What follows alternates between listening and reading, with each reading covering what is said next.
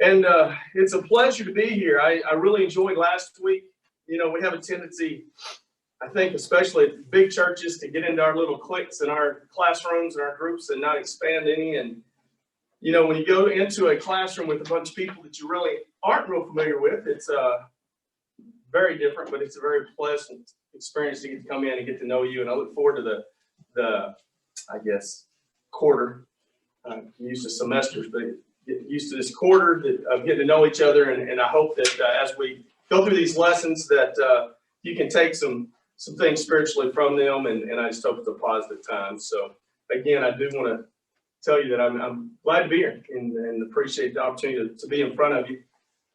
Because there are so many people here this week that weren't here last week. When I call on you, there's a good chance I'm going to call on you and ask you your name. But last week, the class did a great job of participating. I do like to teach more by asking questions, letting you discuss them. So, and then we'll tell stories or whatever goes along with the questions that are there. But anyway, last week we had a lesson that was maybe not as familiar to everyone. An Old Testament story. Does anybody remember who we talked about? Nabal. Thank you. At least somebody remembers. You always think as a teacher, well, if nobody remembers, you didn't do a very good job. So, but we talked about Nabal and David and the fact that we talked about Nabal being a fool and those types of things. And so I enjoyed the class. I hope you got something from it. Again, this study is taken from a book called Good Lessons from Bad People. Good Lessons from Bad People. And it's several standalone lessons, so they're not going to tie into the one before.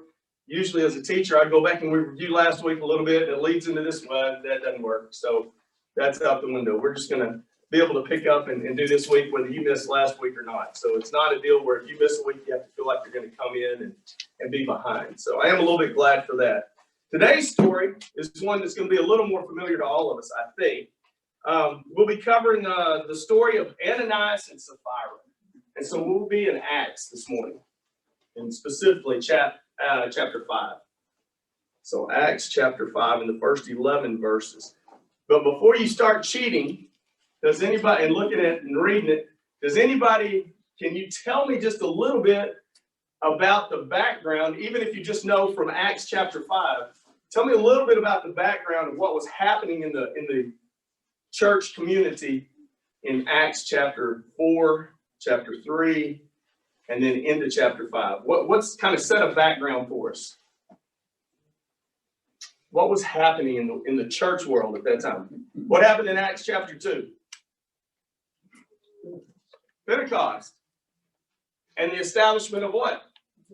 Of the church. And so then you get into chapter 3 and chapter 4, and it's what's that really dealing with?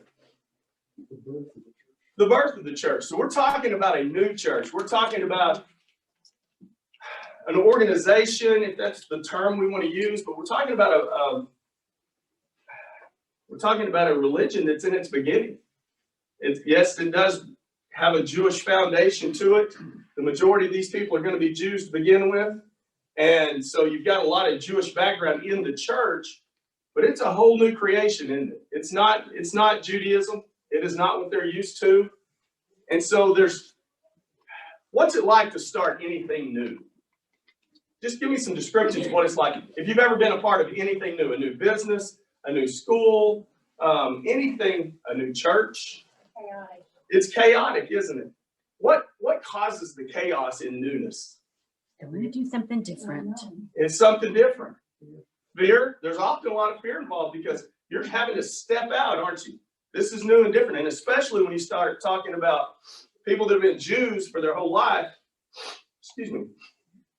And they're stepping out into a whole new belief system, and they're going to receive what from their community?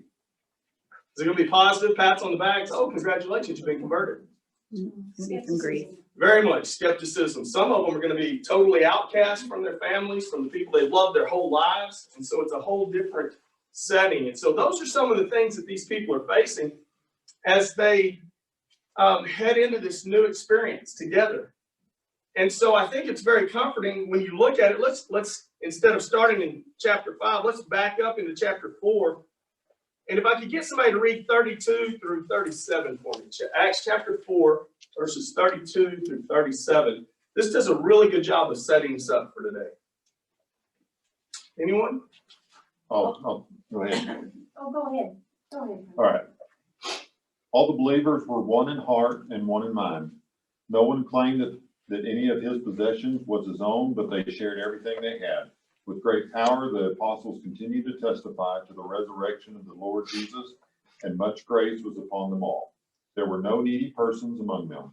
For from time to time, those who owned lands or houses sold them, brought the money from the sales and put it at the apostles' feet, and it was distributed to anyone who had need. Joseph, a Levite of Cyprus, whom the apostles called Barnabas, which means son of encouragement, sold a field he owned and brought the money and put it at the apostles' feet. Excuse me. How's that for an exclamation point? All right. My apologies, man. I didn't know until I stood up and started looking down to read. My nose had decided to run today. So, thank you very much, friends. Tell me your name again. My name is Kyle, Kyle. and I was not here last week. This is my wife, Janna. Okay. Well, I know I've met both of you before, but I'm just awful with names. So, thank you for reading that. So, what are some of the really positive things that Luke tells us about the early church in the end here of chapter 4? They're one heart and soul. They were helping each other. Yeah, they're one heart and soul. And when you say helping each other, how are they helping each other? Well, taking care of each other, food wise, or if they were ill, or encouraging to continue on with So that no one had need. it. Right. So all the needs were filled. Exactly. And it doesn't say all the financial needs, does it? It says all the needs. So we can take that to mean financial. We can take that to mean physical. We can take that to mean spiritual. They didn't have need for a place to stay. If somebody needed a place to stay, somebody took them in. A brother or a sister took them in. If they needed finances for a situation, a brother or sister took them in. And this kind of goes back to what we were talking about a little bit earlier. When they stepped out of the Jewish world and into the world of Christianity, what do you think a lot of them probably lost besides family? Their inheritance. Their status, their income, their inheritance, all the different forms of income that people have in that day. They may have lost their jobs. I mean, it's just, we don't really, I guess, and thankfully, totally understand what those people went through, because we don't understand it. We don't get fired yet for being a Christian, do we? That day may come, but right now we don't have that worry. We don't have the worry that if we convert, and as a matter of fact, you could turn this around, and if we converted to a different religion where we live, we don't have to worry about losing a job, do we? Now, you may have to worry about your family. All those same family dynamics may occur, but we don't really have that. But it's good to know that at that time, they had somewhere to turn, and that they were turning to each other. What does that tell us about our church today? It should be the same way. We should be able to, people could turn to us for things they needed. That's like the Blessing Center and spiritual help also. Absolutely. If the early church is the example that we always strive to follow, and if you've grown up in the Church of Christ, and I have, I've heard over and over and over that we strive to be what? First century church. As much like the early church as we possibly can be. And I think if we were, I think that the end of chapter 4 is a real beautiful description of what we should still be. So, I guess that makes me think, okay, who do I know in this congregation that's struggling? And am I doing anything to help those people that I know? It makes me stop and do some introspection and say, do I know a brother or sister, especially right now, because 2020 has been a tough year, hasn't it? And I don't know, I didn't look, and my heart goes out to you if you're the one back there that lost the father, because you're right, that is very normal. And I lost mine 4 years ago, and I still have moments like you're talking about. So please don't think you're alone on that. But it's been a tough year. It's been a hard year on people spiritually, emotionally, physically with the illnesses, mentally, socially, when you start isolating from each other, is the end of chapter 4 about isolation? It's a total opposite, isn't it? And I think it gives us a good description of why isolation is not good for us. We need each other. We need our brothers and sisters. And we need to be there for each other. And when you can't be, it's extremely difficult. And so this year has been really tough. And so I think we need to do a really good job of looking around us and seeing the people that need these things. And we need to be like the early church. And I think before we even get to Ananias and Sapphira, the end of chapter 4 is we could spend a lot of time on that today and how it's prevalent and how it's needed in our world right now. So, but since the lesson's about Ananias and Sapphira, let's move on. So,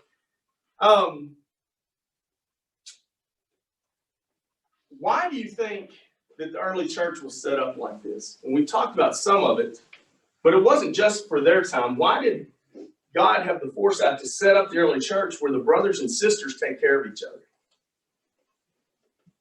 Why do you think that is? Why is that still important 2,000 years later? So that we would embrace being servants. If we're going to follow Jesus, the number one thing he did was what? Was serve. And so it gives us a built-in opportunity to serve each other, doesn't it? What else does it give us? What? It gives us a family. One thing that, and maybe it's just me, apologize if it is, but, we always think of, Acts chapter 2 is this new creation, and now we're serving each other. But this is the same message that God was giving the Israelites. You were supposed to take care of the weak and the orphan and the widow. I mean, this was always the message. And it got lost in a lot. I mean, you talk about good lessons from bad people. There's a lot of bad stories in the Old Testament, and I think a lot of times we lose that message because we're like, oh, I can't believe this guy's in the Bible. Why didn't we edit him out? But this is the message that God's been preaching forever. And, in Acts chapter 2 is just the fulfillment of it, I feel like. It's almost a rebirth of the same concept that you're talking about, because you look at the very beginning and all the laws that the Jews followed, and a lot of those laws were developed to take care of the widows and the orphans and the needy. And you every 7 years you did away with debt. You gave everybody a fresh start. A lot of what you're talking about, you're right. It's a rebirth without all the laws, basically. That God has said, you know what? We're going to do this, and we're going to do this a little different, and we're going to do it better. And we're going to, it's not going to be the old law of Judaism. This is going to be the freedom of Christ. I think it has a lot to do with sacrifice, but a different type of sacrifice, because the Jews, I mean, of course, they were very familiar with sacrifice, but it wasn't human. It wasn't what Christ did, which was out of love. The Judaism was more checking the boxes and have I done all these things? And if I do these things, then that makes me worthy. And so I think that also probably led to Ananias and Sapphira holding on. And we're going to talk about that a little bit, about some of the reasons why Ananias and Sapphira did the things that they did. But I think that what you just said is a pretty good lead into, or brings us back to what we're talking about anyway, in the fact that I think that the Old Testament, the old law, was a very individual thing, because what you just said, it was checking boxes, it was making sure that I'm doing this right. And I think that the New Testament church and the new law, I think it's very much about not individual. It's about community. It's about helping each other. It's about holding each other accountable, lifting each other up. And you can just go down the line and talk about all the different things that we should do for each other. It's a very community-based thing. It still comes back to individuals, but it's very community-based. Yes, sir. There's another half to this that I think is a bigger problem for us than maybe it was for them. It's not the service. I think we do a fairly good job of service. What we don't do a good job of, and I think it's humbleness, And I think that's one part of this whole process is accepting that. One of the three people that my wife fixed food for yesterday, she didn't even call them and tell them because she knew the response was going to be. She even told me that no, don't, no, we don't need anything, just leave us alone, basically. And I think a lot of times it's pride. Mhm. And I think it's a particular problem in this country, Yes. that we're gonna take care of ourselves. And I think that's a piece of this, that your original question was, why do you think it was set up this way? And I think that's another piece of it, that, God expects us to learn to be humble. After all, we've got to accept his grace. We can't think that we could do it, the old law, that, okay, we gotta do it ourselves. And that's another change, and it's something I think we're really bad at now. And tell me your name again. Bryce. Bryce? Lisa. Bryce and Lisa. And I'm sorry, when I ask, I always write it down so that I can remember it. And I have a son named Bryce, so maybe that'll help me remember a little bit. But thank you for your comments, Bryce, because I think you've hit that on the head. Half of it being service, but the other half of it is accepting the help from each other, accepting the encouragement, and you're so right. In our country, we struggle with that, don't we? Because we have been raised to be self-reliant, to pull yourself up by your bootstraps, to, take care of yourself. And we even, I don't know if you do, when you talk politics and you talk government and you talk the things that we do as a country, I catch myself arguing both sides of it, because the American in me is saying, hey, take care of yourself. And, if you would just do this and then the Christian side of me steps over and goes, wait a minute, that's not what the Bible says.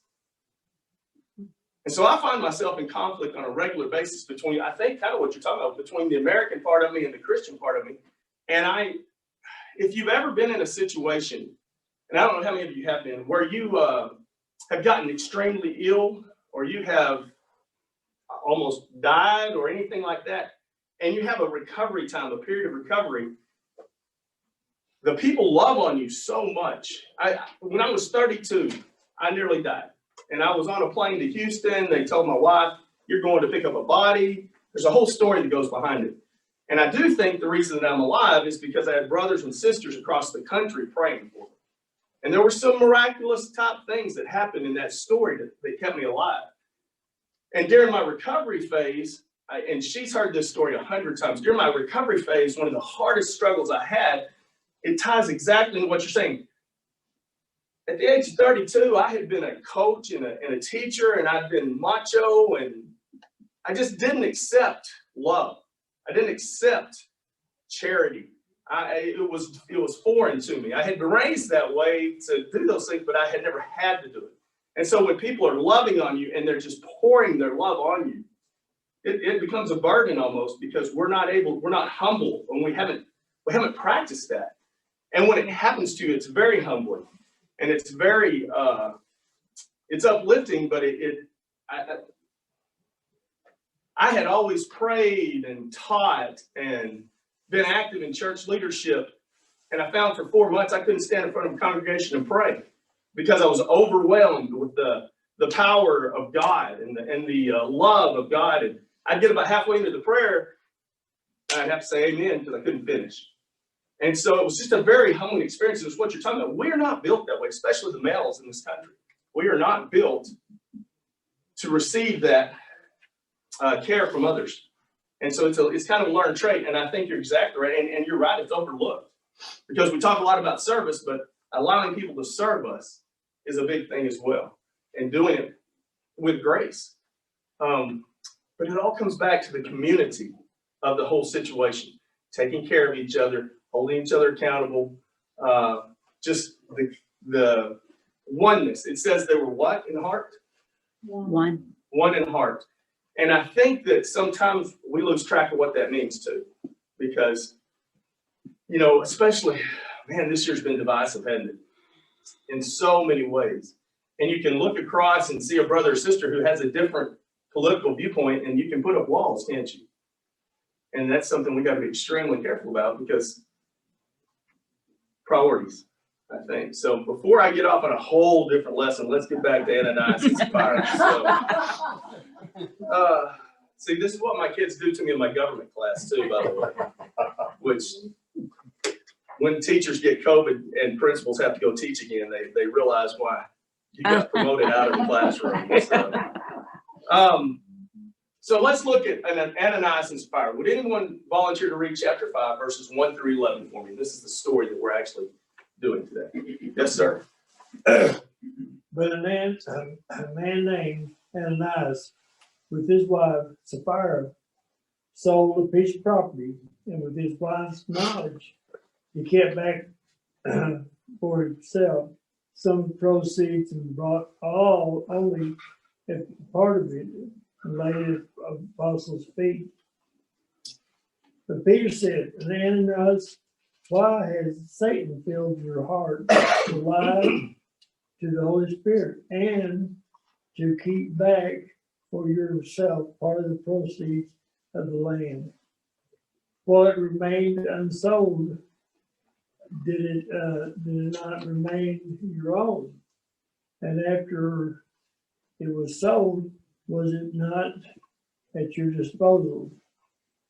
Why is it that you have contrived this deed in your heart? You have not lied to man, but to God. When Ananias heard these words, he fell down and breathed his last, and great fear came upon all who heard it. The young men rose and wrapped him up and carried him out and buried him. After an interval of about 3 hours, his wife came in, not knowing what had happened. And Peter said to her, tell me whether you sold the land for so much. And she said, yes, for so much. But Peter said to her, how is it that you agreed together to test the Spirit of God, of the Lord? Behold, the feet of those who have buried you, your husband, are at the door, and they will carry you out. Immediately she fell down at his feet and breathed the last breath. When the young men came in, they found her dead. And they carried her out and buried her beside her husband, and great fear came upon the whole church and upon all who heard all these things. Thank you, James. I appreciate it. So before we actually talk about the specifics of Ananias and Sapphira, what kind of light does this shed on the early church? The story itself, the things that happened in this story. What does that tell us about the church? God was right there. Okay, so God was right in the midst of it all. What else? Would you ever see anything take the falling dead at the announcement of Peter saying it, other than the falling dead? Do we see things like this in the church today? Yeah. We don't see the fall dead like that, but we see some of the activities that Ananias and Sapphira did, possibly, right? The lesson, and I guess the point I'm trying to get to is that this also shows that even though the church, and this is what Luke says, I mean, he tells us this is how it was. The church was one of heart and they were unified. And yet, within that church, this happens. So it tells you that the people are what? Human. Say it again? Human. They're human. They're imperfect, right? And so we talked about why would God, throughout the Bible, and Kyle, you hit on it earlier. Throughout the Bible, we see these bad people, and they're really not bad people. Some of our greatest heroes in the Bible are bad people at times, aren't they? And we look up and we see this happening, and we just talked about how new the church is. And you've got a lot of times when you start a new organization, you've got all the energy, you've got all the enthusiasm, and everything seems to be positive. And yet we see here what happens even early. What's this going to lead them to? They're going to realize what? Number one, it's real. It's real. So this is not just a fairy tale, is it? And God just decided to root out Satan. He did. Yes, he did. Yeah, well, it's almost scary, isn't it? I mean, Because he just wanted that evil just gone. Well, and that's it, that Satan's everywhere, absolutely, and so that's why we need to be together. absolutely. This is a perfect example of the fact that people are not perfect. I can't remember who said it, but people are not perfect. And no matter what kind of momentum you think it is, in the best of times, you still have to be vigilant because we are imperfect. And as we talk about Ananias and Sapphira, and let's just start doing that. How do we normally, so we've all heard, I think we've probably all heard of Ananias and Sapphira. We've all read this story at some point in our lives, probably had several lessons over it at different places. And when you hear the names, Ananias and Sapphira, what do you think? What comes to your mind? And even if we hadn't just read this, what would have come to your mind first? Lying. Liars. Does anybody name their children Ananias or Sapphira? No. Or Judas. Or Judas or Nabal? Yeah. So what comes to your mind besides liars? I always have, Say it again. Consequences for life. Consequences. Mm-hmm. Cover up. Cover up. Somebody else? They didn't trust God. They did. Amen. They did not trust God The completely. grace Did that they? he gives us, they didn't trust that to help them. That's right. Anything else? So, They didn't respect God. okay, there wasn't the respect that needed to be there. So They learned respect the hard way. they were Everybody around them did. They were selfish. Okay, so I would love to say that I agree 100% with all those, and there's no sympathy in my heart for them. But in reality, I kind of feel bad for them. well, I appreciate that you feel bad for them because it allows me to lead into this next part of the lesson. So thank you for that. So the next question is, if I can find it, are we going to say that they were bad people? No, they're like us. They were a lot like us, aren't they? If you look back into the end of chapter 4, what did Luke tell us about the church? They were one in heart, right? And one in mind. As far as we know, Ananias and Sapphira were part of that church, weren't they? So as we read through this and we're thinking about all these things, if they were part of that congregation and they were of one mind and one heart with the rest of these Christians, what happened? Well, I mean, now we're getting into speculation, and I will tell you that I don't really like the whole Christianity by speculation and by opinion, but still sometimes you need to look at this situation and see, can we compare what's going on there to what's going on today? And so my question to you, and I'll give you a chance to say it, Rick, is my question really is, what happened to these two people? Because we get the idea that they were part of it. Do we think they were bad from the very start? What were you going to say, Rick? Kind of like Kyle, my earliest memories of this story was pretty much, wow, that's harsh. But I think what we've got to remember the context. This is right after Pentecost, where Jews from all over the known world had come to Jerusalem. And amazing things had happened, and they were starting the church, but they didn't even know what that meant. And their expectation was likely that Jesus is coming back really soon, like a matter of days or a week. And so a lot of them were there and without means because they'd come from all over the world and stayed because of that. And I think, we have the benefit of all the chapter breaks, but sometimes that's a hindrance. And I think we've got to put it in perspective. What was right at the end, and I think intentionally, of chapter 4 was, and probably if I'd asked a show of hands, how many of us remembered that was Barnabas we all remember Ananias and Sapphira. We probably don't remember that was Barnabas, but Barnabas was one of the leaders, right? And so immediately following his heartfelt gift, you have Ananias and Sapphira. And so I think it's juxtaposed for a reason. This was given the right way. And yeah, you still had people in the church, and they gave it because they wanted to be seen like Barnabas. I think you're exactly right. And you So look I at, think he had to root it out. yeah, I think the and reason he was so harsh is this is the early part of the church. I want to send a message that this isn't Rotary. This is God's church.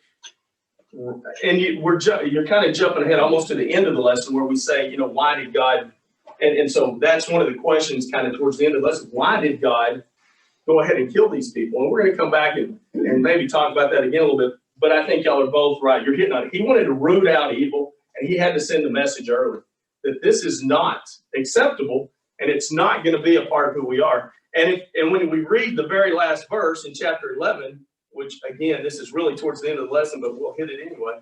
What did he say? What did Luke say? Verse 11. What happened? Great fear seized the whole church and all who heard about these events, Great fear. probably including the Jews. Oh, I would think that anybody, well, there's going to be two reactions to this if I'm just guessing. I don't, and this is not written in here, so this is not gospel. This is Carlon's opinion. You have almost everything has two responses: the people that believe and the people that don't believe. And the ones that believe this, it says, what about them? There was fear, and it spread through the church, didn't it? And so as the church is spreading in its early stages, this story probably went with them. Hey, don't test God. Don't come in here in your heart with this idea that I'm going to say this and it's not true, because God knows. And look what happened to, I'll bet, I don't think it's an accident that we all know the name of Ananias and Sapphira today. And I think they all knew it early. And I think it's what you two are talking about. He was rooting it out, and he was saying, this is not how it's going to be in our church. This is not acceptable. It was a purifying event. And even in verse 13, not only the members got the message, but those outside that maybe thought about joining, they kind of, what they understood was this was a serious commitment. You didn't mess around with this. Yeah, sometimes I think we're lost. Church today that gets lost. I'll just go and kind of dabble in it.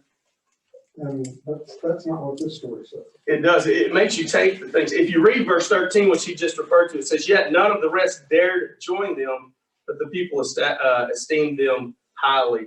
And talking about the apostles, because the apostles were out doing wonders and signs, and that accompanied things like this with Ananias and Sapphira. So you saw this great power in the church. And as we read through the New Testament, we see characters that are seduced by that power, don't we? We see people that say, hey, I think I want to be a part of that because I want to be able to put my hands on people. I want to be able to heal people. I want to be able to, you see what I'm saying? I think you're exactly right. It made people go, wait a second, that's not something just to be dabbled with. This is real. I think the word you used, this is real. It made it real. So let's go back to Ananias and Sapphira, though, because I want to talk about why they would do this. What gets into a person's heart? And you started to hit on it a little bit on where I would like to go with it. I think most of us, when you think of Barnabas, what do you think of? The encourager, right? He's an encourager.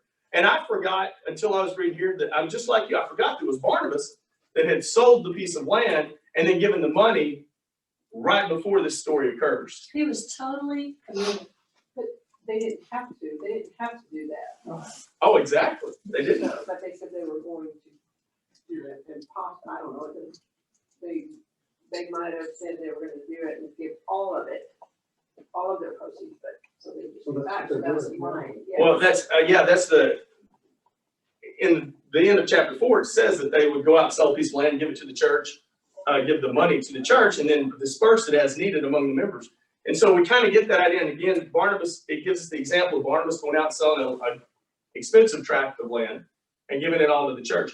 So as Ananias and Sapphira are watching this, what do you think was going through again, This is a little bit of speculation and conjecture, but what do you think was going through their mind? What might go through our minds? Envy. Envy? yeah. Covetousness? They wanted to pray. Somebody earlier, I think it was Bryce, said pride. Well, I think they might have said, well, we'll give most of it. Mhm. And, because we need to keep some back because we might need to help someone personally at our home or we. Or they just wanted it themselves. They just want it, yeah. Well, so let's look at that. I mean, if you read Peter's reaction after, I'm trying to remember which verse it's in here. Yeah, verse 4, I think it was. Verse 4. He says, and this is coming from Peter. Hey, while it remained, was it not yours? Was it not your own? And after it's sold, was it not in your own control? So basically what he's saying is, there's no rule here. There's no law this is not an Old Testament law that says you must sell this land and give all the proceeds to. It's not. It doesn't come down in God's voice in your ears. This was your stuff. You could have done this. You could sell this land, keep half the money, give us half the money, and that's a great thing. Right? Did they have to give it all? I mean, that's what Peter says. Peter points that out. You didn't have to do it this way. But you lied. Besides the lie, Exactly. They lied. not the partial gift, the lie. As a principal at a high school, the kids that come to me, I have to, if I'm going to do my job well, I don't just punish them and send them away. Right? I sit them down in the chair and I say, why'd you do this? I don't say, what'd you do? I say, why did you do this? Because why? Why do I ask them that question? They need to search their soul. Well, you get past the lie. Yeah, you choose as you get to the matter. You got to find out what causes it to happen, because if you don't change the cause, you're not going to change the behavior. It's going to continue, right? And so I don't always get the truth. Y'all know that. They're teenagers. And I can ask them why 13 times, but sometimes on the 14th time they're in my office, as I continue to ask them why, I get a breakdown and they tell me why. My dad beats me at home. You know, there's alcohol in the family.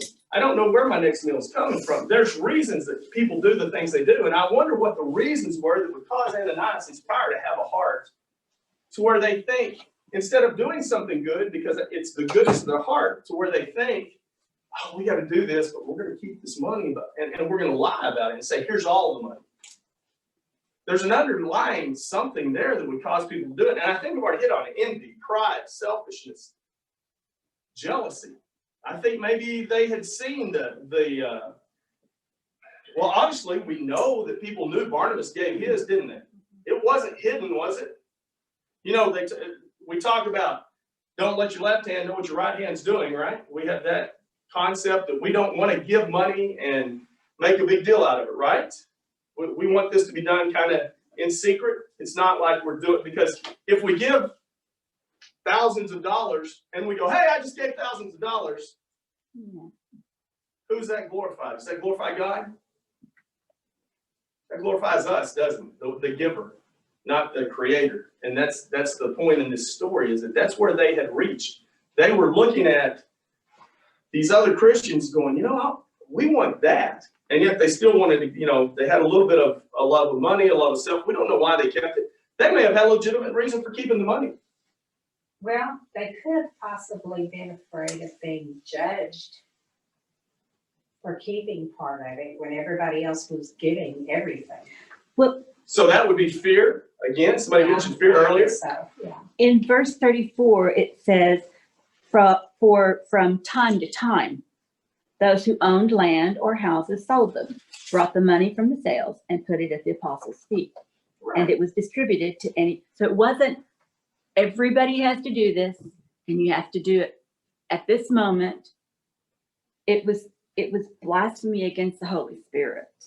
This came from two places. The goodness in your heart, where you see a need and you meet a need. That's what we were talking about earlier, that the church is supposed to be. You see a need, you meet a need because it's a need, and your heart tells you, I need to help these people. And we look at Ananias and Sapphira, and we don't know where they started. they may even have started out with a good heart. They may have said, hey, we've got a piece of land we can sell.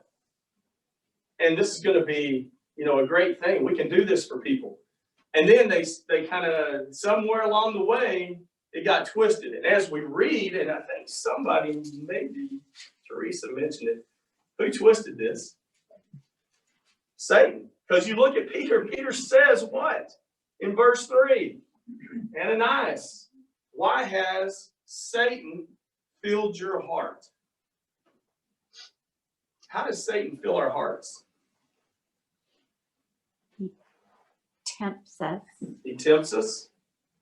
He tells us lies. He tells us lies. Sometimes it's a little bit at a time.